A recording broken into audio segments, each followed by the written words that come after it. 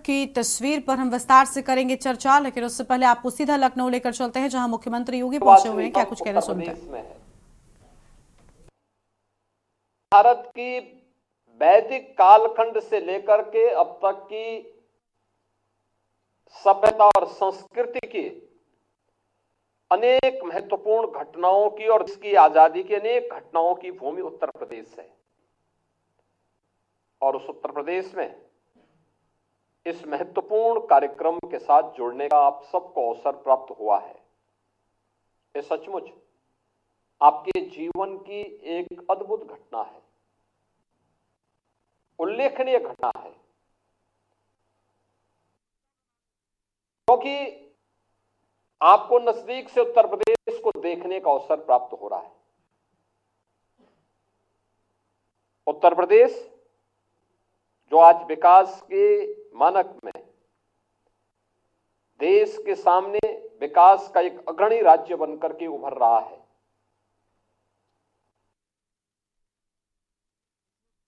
इसके लिए पहली शर्त है विकास के लिए सुशासन की पहली शर्त होती है सुरक्षा और कानून व्यवस्था की स्थिति।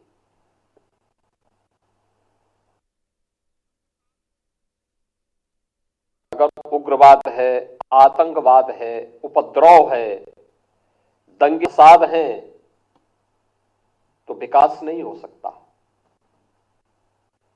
रोजगार का सृजन नहीं हो सकता, निवेश नहीं हो सकता है, सुशासन नहीं आ सकता है।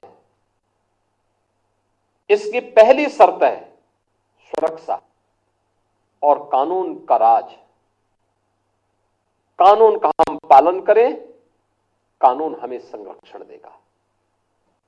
और यह सम्मान का भाव जब हमारे मन में आए, एक कानून के प्रति श्रद्धा का यह भाव पैदा करता है हमारा संविधान, जिस संविधान के शिल्पी के रूप में हम सब बाबा साहब डॉक्टर भीमराव अंबेडकर को स्मरण करते हैं। और इसीलिए इस पूरी भावना को एकजुट करते हुए कार्य कर रहे हैं, उसका परिणाम हमारे सामने है। उत्तर प्रदेश आज विकास के पैमाने पर तेजी से आगे उभरती हुई देश के एक अग्रणी अर्थव्यवस्था के रूप में अपने आप को स्थापित किया है।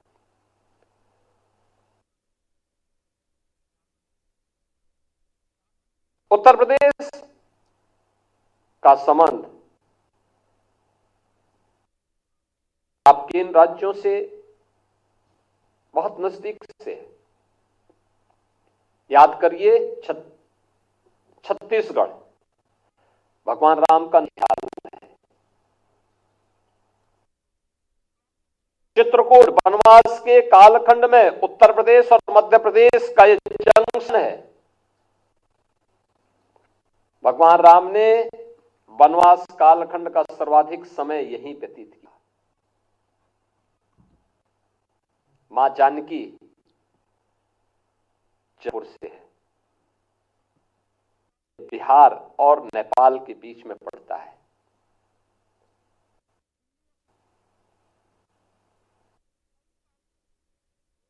छत्तीसगढ़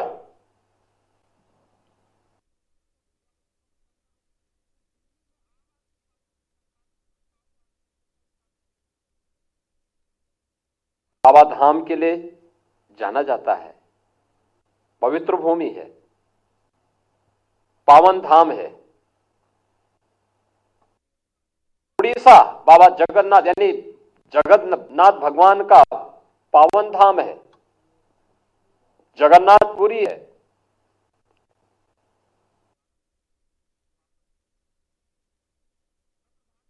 ये सभी एक दूसरे के साथ जोड़ करके उन कार्यक्रमों को हम आगे लेकर के चलते हैं। अपनी परंपरा के प्रति, अपनी संस्कृति के प्रति गौरव की अनुभूति होना, श्रद्धा और सम्मान का भाव होना और अपने देश के प्रति के साथ निष्ठा का भाव होना, यही हमें आगे बढ़ने के लिए एक नई प्रेरणा प्रदान करता है। और यह उत्तर प्रदेश के अंदर आप लोगों का एक प्रशिक्षण अत्यंत महत्वपूर्ण है।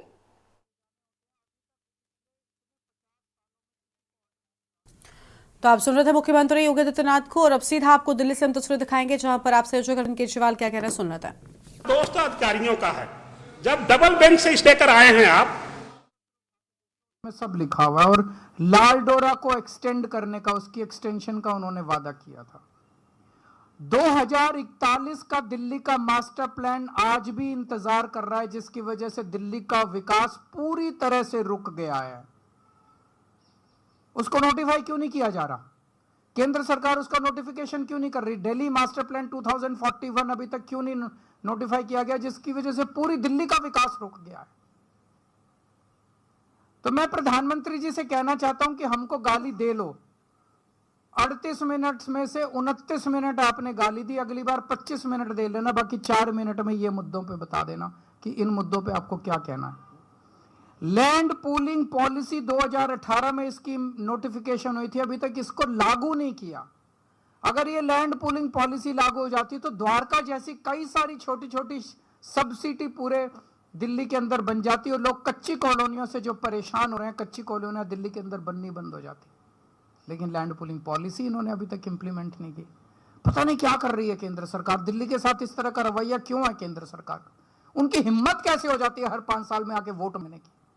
केवल और केवल गालियों के बस पे वो वोट मांगना चाहते हैं, केवल गालियां दे देके केजरीवाल को गालियां देंगे, केजरीवाल को गालियां देंगे, वोट दो, केजरीवाल को गालियां देंगे, वोट दो। काम बताओ, आपने काम क्या किया? जो आपने वादे किए थे, जो आपके, मैंने कहा दिल्ली आधा राज्य है, आधी हमारी सरकार है, आधी उनकी सरकार है। ये सारे काम आपको करने थे, आपने काम क्यों नहीं किए? आज अगर आप काम करके आते, ये सारे काम कर देते, धारा 81 खत्म कर देते, 33 खत्म कर देते, उनको मालिकाना हक देते थे, पुराने मुकदमे, पूरा दिल्ली देहात आपको वोट दे देता। आज सारे दिल्ली देहात के लोग बदला लेने के लिए बैठे हैं भारतीय जनता पार्टी से। वो कह रहे हैं हमें विश्वास नहीं होता प्रधानमंत्री जी जो कह के जाते हैं, झूठ बोल के जाते हैं प्रधानमंत्री जी। हर चुनाव में आते हैं और हर चुनाव के अंदर झूठे वादे करके जाते हैं प्रधानमंत्री जी। अगली बार प्रधानमंत्री जी दिल्ली में आके भाषण दे, मैं उनसे दिल्ली देहात के हमारे लोगों की तरफ से ये सारे वादे पूरे करने के उनसे निवेदन करता हूं। आप लोगों के कोई एक आध प्रश्न हो तो बता दीजिए।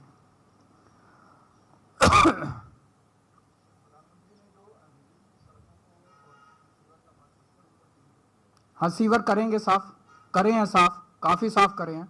75 साल में इन्होंने और इनकी सहयोगी पार्टी ने मिलकर ही बुरा हाल किया है, उसको सारा ठीक कर रहे हैं। 10 साल के अंदर काफी हद तक हम लोगों ने कंट्रोल किया है और भी कंट्रोल करेंगे। Thank you. और अब सीधा आपको हम पल्लवी पटेल की प्रेस कॉन्फ्रेंस में लेकर चलते हैं, क्या कुछ कहने सुनाता है।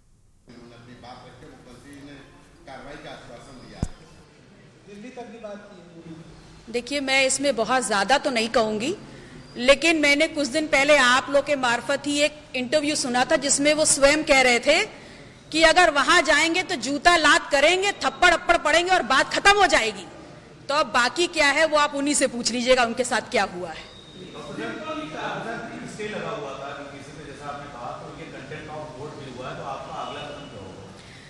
देखिए,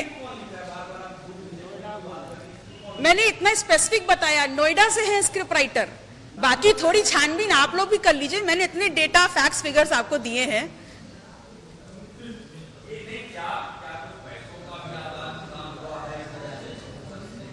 देखिए, मैंने सबसे पहले यही बात बोली थी कि माननीय योगी जी के नाम पर जो है यहाँ पर पैसा लिया गया है और वो पैसे की रकम इतनी बड़ी है, और उससे भी ज्यादा महत्वपूर्ण यह है कि जो सरकारी धन है उसमें वित्तीय अनियमितताएं हुई हैं।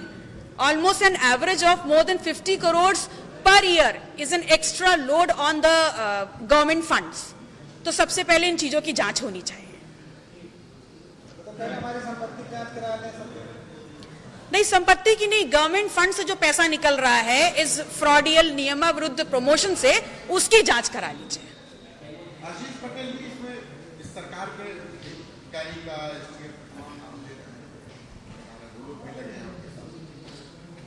देखिए, कौन लगा है कौन नहीं लगा, अभी तो फिलहाल मेरे साथ राज बहादुर पटेल जी बैठे हुए हैं और मैं तो ये मानती हूँ साक्षात सरदार पटेल और उनके वंशज मेरे बगल में बैठे हैं, जो अपने आप में सच्चाई और ईमानदारी का आकाश के एक धूमकेतु हैं।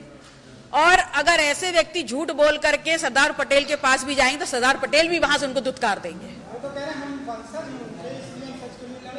तो साक्षात बैठे तो है सरदार पटेल के वंशज आपके सामने, जिनके पास परिस्थितियां थी। अरे छोड़िए, क्या चोर उचक्कों की बात कर रहे हैं? जयचंदों का नाम लिया जाता है क्या ईमानदारों के बीच में?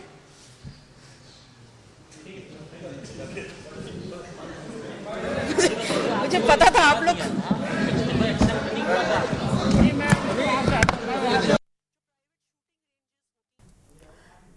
तो लखनऊ से आप सुन रहे थे पल्लवी पटेल को, और अब दिल्ली मुख्यमंत्री आतिशी क्या कुछ कहने, एक बार वो भी सुनते हैं। प्लेट्स, हर प्रकार का खर्चा रहता है, तो लाखों रुपए का खर्चा बच्चों को, युवाओं को जो शूटिंग करना चाहते हैं उठाना पड़ता है। आप गरीब परिवार तो छोड़ दीजिए, एक सामान्य मिडिल क्लास परिवार का बच्चा अगर शूटिंग में आगे बढ़ना चाहे तो उसको मौका नहीं मिल सकता। यही सोच के दिल्ली के सरकारी स्कूल के प्रांगण में हमने ये शूटिंग रेंज बनाई है। ये एक इंटरनेशनल लेवल की शूटिंग रेंज है।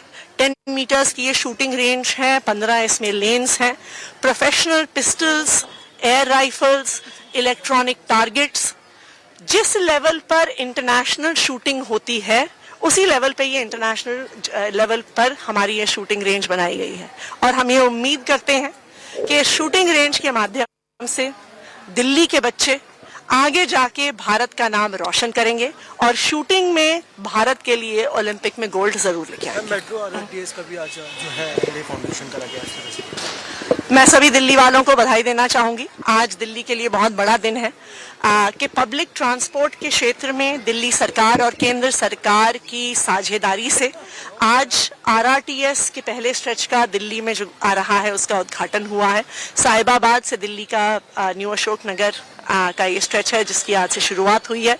मेट्रो की भी एक मेजेंटा लाइन का कृष्णा पार्क से जनकपुरी वेस्ट तक उद्घाटन हुआ है और फेज 4 मेट्रो के जो रिठाला से कुंडली तक लेकर लाइन है उसका शिलान्यास हुआ है। चाहे RRTS हो, चाहे दिल्ली मेट्रो हो, चाहे इलेक्ट्रिक बसेस हो, चाहे दिल्ली का हाई स्पीड पे डेवलप कर रहा रोड इंफ्रास्ट्रक्चर, फ्लाईओवर्स, अंडरपास हो, मुझे खुशी है इस बात की कि आज एक पब्लिक ट्रांसपोर्ट सिस्टम की दृष्टि से भी दिल्ली पूरे देश के सामने और दुनिया के सामने एक मॉडल बन रहा है। दिल्ली मेट्रो का पिछले 10 साल में युद्ध गति पे एक्सपेंशन हुआ है। पिछले 10 साल में 200 किलोमीटर मेट्रो की लाइन बनी है, 250 किलोमीटर से ज्यादा मेट्रो की लाइन अंडर कंस्ट्रक्शन है। दिल्ली सरकार ने इसमें 7,200 करोड़ से ज्यादा का इन्वेस्टमेंट किया है। उसी तरह RRTS भी केंद्र सरकार, दिल्ली सरकार, हरियाणा, राजस्थान, यूपी सरकार का एक जॉइंट वेंचर है जिसमें दिल्ली ने जो अभी कॉरिडोर जिसका उद्घाटन हुआ है उसमें 1260 करोड़ रुपए का दिल्ली सरकार ने इन्वेस्टमेंट किया है। हम ये उम्मीद करते हैं कि जिस तरह दिल्ली का पब्लिक ट्रांसपोर्ट सिस्टम तेज गति से बढ़ रहा है, आगे भी बढ़ता रहेगा और दिल्ली की इकोनॉमी को, दिल्ली के विकास को आगे बढ़ाता रहेगा। मैम, कालका जी की स्टेटमेंट में रमेश बिधूरी ने जो टिप्पणी दी है कि कालका जी की प्रियंका गांधी की गालों से कंपेयर किया है, इस पे आप क्या कहेंगे? महिलाओं के बारे में ऐसा टिप्पणी आप क्या कहना चाहते हैं? देखिए, भारतीय जनता पार्टी महिला विरोधी है, ये जग जाहिर है और ये बहुत चिंता की बात है कि इसी भारतीय जनता पार्टी के हाथ में दिल्ली की सुरक्षा व्यवस्था है। रमेश बिधूड़ी जी की टिप्पणी ये दिखाती है कि भारतीय जनता पार्टी की क्या मानसिकता है। अगर भारतीय जनता पार्टी के नेता, भारतीय जनता पार्टी के पूर्व सांसद, भारतीय जनता पार्टी के विधानसभा प्रत्याशी महिलाओं के प्रति ये राय रखते हैं तो कैसे भारतीय जनता पार्टी दिल्ली की महिलाओं को सुरक्षा देगी? और मुझे ये लगता है कि ना सिर्फ कालका जी के लोग बल्कि दिल्ली की जनता और दिल्ली की महिलाएं रमेश बिधूड़ी जी की इस टिप्पणी का, इस मानसिकता का आने वाले चुनाव में भारतीय जनता पार्टी को मुंहतोड़ जवाब देंगे। और वापस से अपने कार्यक्रम का रुख कर लेते हैं, बात करते हैं स्वच्छ भारत की तस्वीर की। खबर एटा से है जहां पर नगर पंचायत जैथरा का कूड़ा प्रबंधन पूरी तरीके से फेल नजर आ रहा है। सड़कों पर गंदगी का साम्राज्य दिखाई दिया। कूड़ा डंपिंग यार्ड में लाखों खर्च होने के बाद सड़कों पर कूड़ा क्यों, आखिर ये अपने आप में बड़ा सवाल है। और नगर पंचायत जैथरा में कूड़ा प्रबंधन की बेहद खराब स्थिति। मौके बाजार, रिहायशी क्षेत्र और सड़कों पर कूड़े के ढेर नजर आ रहे हैं। सड़क किनारे कूड़ा होने से नालियों में कचरे का जमाव, पानी निकासी बाधित, कूड़ा डालने से गंदगी से बदबू और मच्छरों के बढ़ने का खतरा। नागरिकों ने सफाई न होने पर प्रशासन को जिम्मेदार ठहराया। सफाई व्यवस्था में सुधार के लिए कोई ठोस कदम क्यों नहीं? आखिर बेहतर कूड़ा प्रबंधन और नियमित सफाई की व्यवस्था क्यों नहीं? प्रशासन की लापरवाही से गंदगी का साम्राज्य बढ़ रहा है। प्रशासन से समाधान की उम्मीद में जनता नजर आ रही है।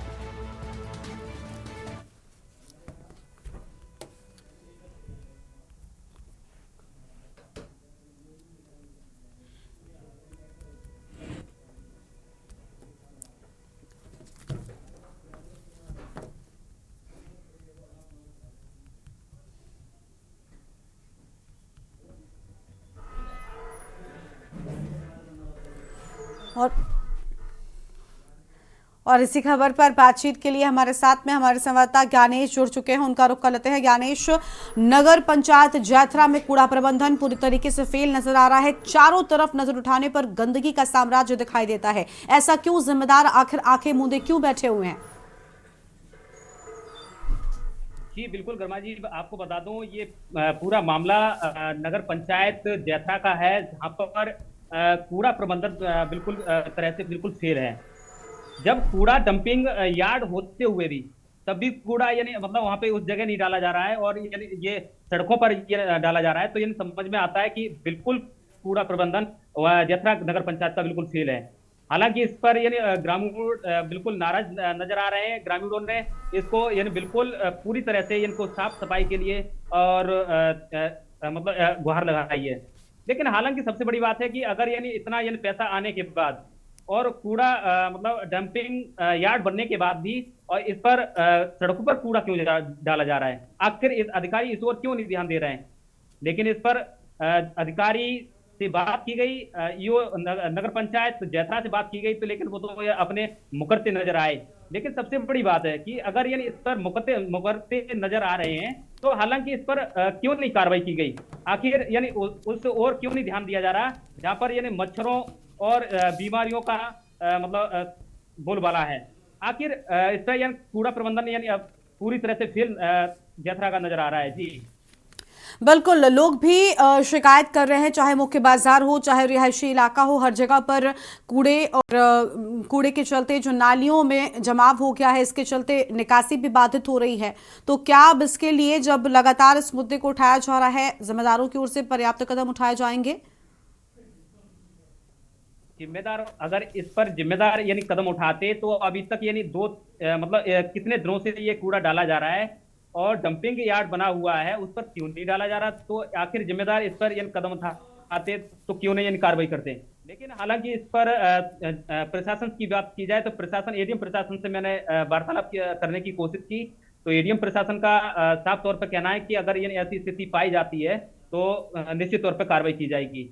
लेकिन सबसे बड़ी बात है कि अगर ये नगर पंचायत जैथरा में ऐसे ही बीमारियों को, ठीक है, बिल्कुल साफ तौर पर अगर सख्त कदम उठाए जाएंगे तो कहीं ना कहीं समस्या से निजात जरूर मिलेगी। शुक्रिया आपका ज्ञानेश हमारे साथ जुड़ने के लिए। और अहम खबर के लिए तो सड़कों पर गंदगी का अंबार लगा हुआ है। बड़ी खबर आपको बता रहे हैं, नालियों में कचरा जमा हो रहा है जिससे निकासी भी बाधित हो रही है। ये बड़ी खबर आपको हम बता रहे हैं।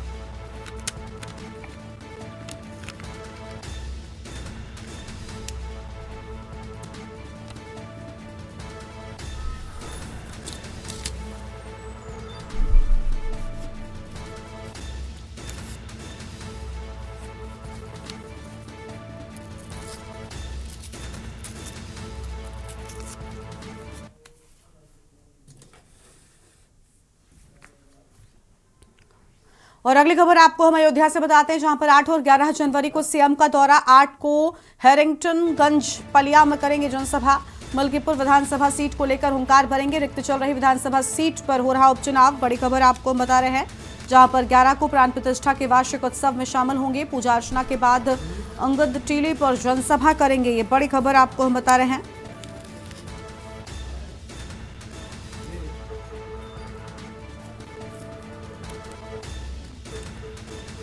और सप्ताह में 2 बार जिले का दौरा करेंगे सीएम योगी आदित्यनाथ।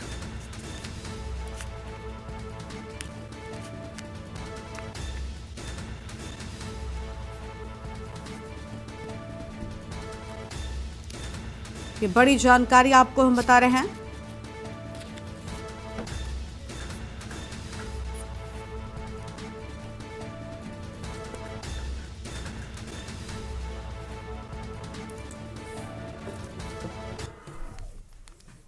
और आगे बढ़ते हैं खबरों की ओर। अलीगढ़ से खबर, हवन यज्ञ कर मनाई पूर्व सीएम की जयंती। आम खबर आपको बता रहे हैं, स्वर्गीय कल्याण सिंह की प्रतिमा पर माल्यार्पण किया। अवंतिकाबाई चौराहा पर आयोजित हुआ कार्यक्रम। अतरौली के रमाघाट पर अवंतिकाबाई चौराहा कार्यक्रम में भाजपा नेता और कार्यकर्ता शामिल रहे। गूंजते रहे स्वर्गीय बाबू कल्याण सिंह अमर रहे किनारे। पूर्व सीएम पूर्व गवर्नर कल्याण सिंह की 93वीं जयंती।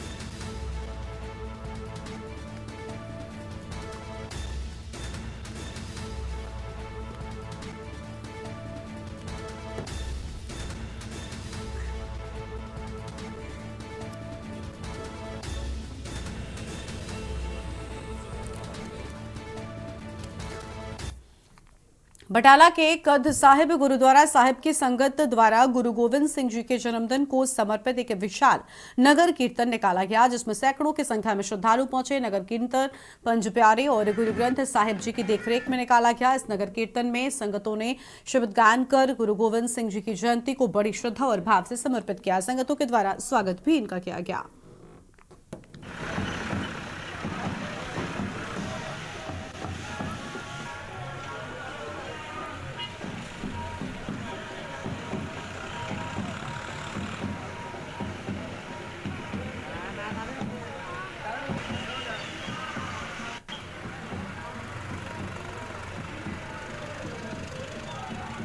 नानक नाम लेवा संगत नूं धन कलगियां वाले पातशाह पुत्तरां दे दानी सरबंस दानी दशमेश पिता धन गुरु गोबिंद सिंह सच्चे पातशाह के प्रकाश गुरपुरब की लख लख बधाई देना।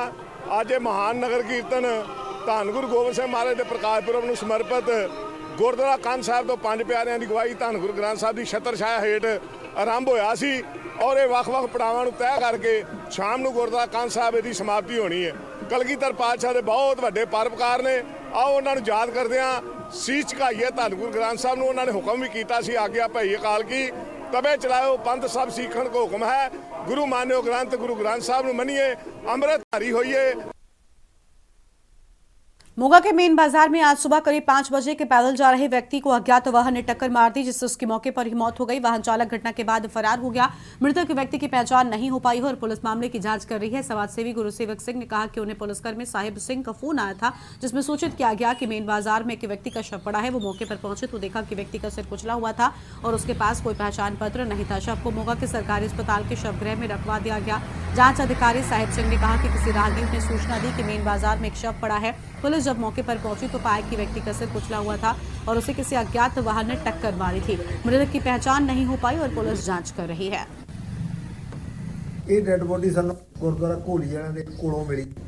ਇਹ ਸਾਨੂੰ ਥਾਣੇਦਾਰ ਸਾਹਿਬ ਸਿੰਘ ਦਾ ਫੋਨ ਗਿਆ ਸੀਗਾ ਵੀ ਇੱਥੇ ਇੱਕ ਡੈਡ ਬੋਡੀ ਪਈ ਹੈ ਤੇ ਆ ਕੇ ਲੈ ਕੇ ਜਾਓ। ਇਹਨੂੰ ਕੋਈ ਅਣਪਛਾਤਾ ਵਹੀਕਲ ਕੁਚਲ ਗਿਆ। ਸਿਰ ਦਾ ਦੱਸਿਆ ਮੈਂ ਉਹਦੀ ਸ਼ਕਲ ਨਹੀਂ ਵਿਖਾ ਸਕਦੀ। ਕੱਪੜੇ ਹੀ ਹੈ, ਕੱਪੜਿਆਂ ਤੋਂ ਸ਼ਨਾਖਤ ਹੋ ਸਕਦੀ ਹੈ, ਪਰ ਇਹ ਗੱਤਾ ਕੁੱਤਾ ਕੂੜਾ ਕੜਾ ਚੁੱਕਦਾ ਬੰਦਾ। ਉਮਰ ਤਾਂ ਲੱਗਦੀ ਹੈ ਜਿਵੇਂ 35 ਤੋਂ 30 ਦੇ 40 ਦੇ ਕਰੀਬ ਹੋਊਗੀ। ਹੁਣ ਅਸੀਂ ਇਹ ਡੈਡ ਬੋਡੀ ਚੱਕ ਕੇ ਉੱਥੋਂ ਲਿਆ ਕੇ ਇੱਥੇ ਮੋਰਚਰੀ ਦੇ ਵਿੱਚ ਐਡਮਿਟ ਕਰਤਾ। ਸ਼ਨਾਖਤ ਦੇ ਲਈ ਰੱਖ ਲਈ, ਸ਼ਨਾਖਤ ਲਈ 72 ਘੰਟੇ ਲਈ ਰੱਖਿਆ। ਜਿਹਦੀ ਸ਼ਨਾਖਤ ਹੋਊਗੀ ਤਾਂ ਠੀਕ ਹੈ, ਜੇ ਨਾ ਹੋਈ ਤਾਂ ਫਿਰ 72 ਘੰਟੇ ਬਾਅਦ ਇਹਦਾ ਅੰਤਮ ਸੁਬਾਹ 6:30 ਵਜੇ ਕੰਟਰੋਲ ਰੂਮ ਤੋਂ ਫੋਨ ਆਇਆ ਸੀ ਕਿ ਮੇਨ ਬਾਜ਼ਾਰ ਦੇ ਵਿੱਚ ਸੰਤ ਗੁਲਾਬ ਸਿੰਘ ਦੇ ਗੁਰਦੁਆਰੇ ਕੋਲੇ ਇੱਕ ਡੈਡ ਬੋਡੀ ਪਈ ਹੈ। ਆ ਕੇ ਮੌਕੇ ਤੇ ਹੀ ਪਹੁੰਚ ਕੇ ਦੇਖਿਆ ਉਹ ਕੋਈ ਅਣਪਛਾਤਾ ਵਹੀਕਲ ਉਹਨੂੰ ਫੇਟ ਮਾਰ ਗਿਆ ਤੇ ਉਹਦੀ ਆਪਾਂ ਸ਼ਨਾਖਤ ਕਰਨ ਦੀ ਕੋਸ਼ਿਸ਼ ਕੀਤੀ, ਪਰੰਤੂ ਅਜੇ ਸ਼ਨਾਖਤ ਨਹੀਂ ਹੋਈ। ਉਹਦੀ ਡੈਡ ਬੋਡੀ ਜਿਹੜੀ ਆਪਾਂ ਸਿਵਲ ਹਸਪਤਾਲ ਮੋਰਚੇ ਦੀ ਖਾ ਦਿੱਤੀ ਆ ਤੇ ਜੋ ਕਾਰਵਾਈ ਅਗਲੀ ਹੋਈ ਉਹ ਉੱਥੇ ਜਿਹੜੇ ਕੈਮਰੇ ਲੱਗੇ ਆ ਉਹਨਾਂ ਨੂੰ ਚੈੱਕ ਕਰਕੇ ਫਿਰ ਸ਼ਨਾਖਤ ਕੀਤੀ ਜਾਊਗੀ ਵਹੀਕਲ ਦੀ। ਵਹੀਕਲ ਤੋਂ ਪਤਾ ਲੱਗੂਗਾ ਵੀ ਕਹਿੰਦਾ ਸੀ ਇਹ ਵਹੀਕਲ ਤੋਂ ਦੀ ਲੱਗਿਆ। ਹੁਣ श्री हरगोविंदपुर के पास मशराई गांव के युवा गुरुसेवक सिंह पर मोटरसाइकिल सवार 3 लोगों ने अंधाधुंध गोलियां चलाई, जिसमें गुरुसेवक सिंह बुरी तरह से घायल हो गए। गुरुसेवक सिंह को अमृतसर के एक निजी अस्पताल में भर्ती कराया गया। गुरुसेवक सिंह के पिता नरमल सिंह ने कहा कि मेरा बेटा की उम्र जिसकी उम्र करीब 35 साल घर के बाहर दूध की डेयरी के बाहर आग सेक रहा था कि तभी 3 लोग मोटरसाइकिल पर आए और गुरुसेवक सिंह पर अंधाधुंध फायरिंग कर दी, जिससे मेरा बेटा गंभीर रूप से घायल हो गया। घटना में गुरुसेवक सिंह को एक गोली कंधे में और एक गोली पैर में लगी है, जिन्हें घायल हालत में अमृतसर ले जाया गया। मौके पर पहुंचे हरगोविंदपुर के एसएचओ विक्रम सिंह ने कहा मामले की जांच की जा रही है।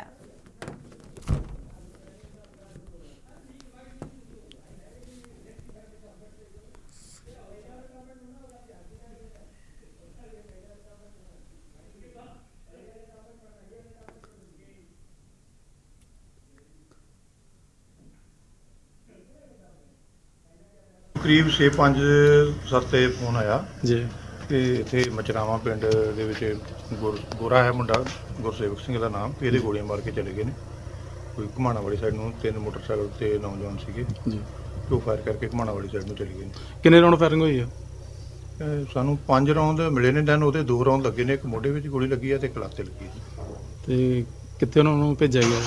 ਇਹ ਪਰਿਵਾਰ ਨੇ ਦੱਸਿਆ ਵੀ ਉਹਨਾਂ ਨੂੰ ਲਾਈਫ ਨਿਊ ਲਾਈਫ ਹਸਪਤਾਲ ਲੈ ਕੇ ਗਏ ਨੇ। ਸਾਨੂੰ ਤਾਂ ਕੋਈ ਪਤਾ ਨਹੀਂ ਲੱਗਾ, ਅਸੀਂ ਤੇ ਅੰਦਰ ਸੀਗੇ ਜੀ। ਉਹ ਡੇਰੀ ਤੇ ਸੀ ਬਾਹਰ। ਕੌਣ? ਬੇਟਾ ਕੀ ਨਾਮ ਉਹਦਾ? ਗੁਰਸੇਵਕ ਸਿੰਘ, ਉਮਰ ਕਿੰਨੀ ਹੈ? ਉਮਰ ਹੋਣੀ 35 ਸਾਲ ਉਹਦੀ। ਅੱਛਾ, ਤੇ ਕੀ ਦੱਸਿਆ ਉਹਨਾਂ ਨੂੰ? ਉਹਨਾਂ ਕੋਈ ਨਹੀਂ ਦੱਸਿਆ, ਉਹ ਆਏ ਆ ਬੰਦੇ 3 ਜਣੇ ਮੋਟਰਸਾਈਕਲ ਤੇ, ਜੀ। ਮੂੰਹ ਬੱਧੇ ਆ ਓਕੇ। ਤੇ ਬਸ ਗੋਲੀਆਂ ਚਲਾਈਆਂ। ਜਦੋਂ ਅਸੀਂ ਫਾਇਰ ਕੀਤੇ ਆਵਾਜ਼ ਆਈ, ਅਸੀਂ ਭੱਜ ਕੇ ਬਾਹਰ ਗਏ ਆ ਜੀ। ਤੇ ਕੋਈ ਗੱਲਬਾਤ ਨਹੀਂ, ਕੋਈ ਗੋਲੀ ਵੱਜੀ ਤੇ ਗੱਡੀ ਸੱਦੀ ਔਰ ਚਾਚਾ ਉਹਦਾ ਨਾਲ ਚਲੇ ਗਿਆ ਤੇ ਲੈ ਕੇ ਚਲੇ ਗਿਆ। ਗੋਲੀ ਕਿੱਥੇ ਕਿੱਥੇ ਲੱਗੀ ਜੀ ਉਹਨਾਂ ਦੇ? ਗੋਲੀ ਇੱਕ ਤਾਂ ਗੋਡੇ 'ਚ ਦੱਸਦੇ ਆ ਅੱਛਾ ਜੀ। ਤੇ ਇੱਕ ਇੱਥੇ ਮੋਢੇ 'ਚ ਹੈ। अच्छा जी। और इस बुलेटिन में इतना ही। तमाम बड़ी खबरों के लिए आप देखते रहिए न्यूज़ इंडिया। नमस्कार।